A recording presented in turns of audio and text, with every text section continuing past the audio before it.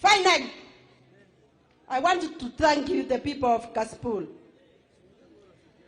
What we have been hearing and seeing in social media, we can now attest that you loved Ong'ondo. Thank you for your love.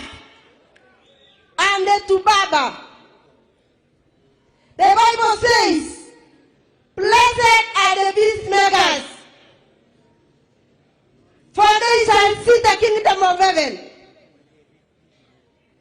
Baba has had this country in his heart forever.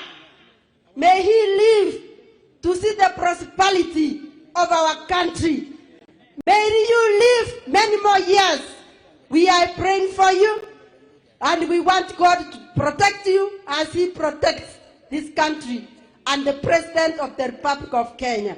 Thank you, and may God bless you. Nyakisi no toko wacho nwa katorwako pete. Uko na pete ama una? Hapa Luoland we don't joke with such things. Wacha niwaambie, Baba, we love you. We want to get one leader from this family, and I will give my daughter.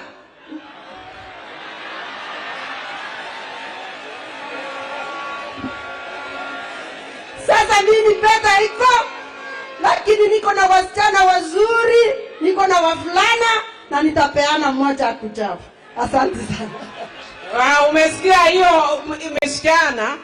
Hiyo msichana inapeana na condition. Si ndio? While we are continuing, Honorable Raphael Wanjala of Budalangi came, watu wameongea, so just stand and wave tafadhali. Warwako Raphael Wanjala koso kwarwake. Ngeni korgi kot chwe koro podono dino ne. Honorable Raphael Wanjala, what I've said in Kijaluo is that the people of Kasipul love you.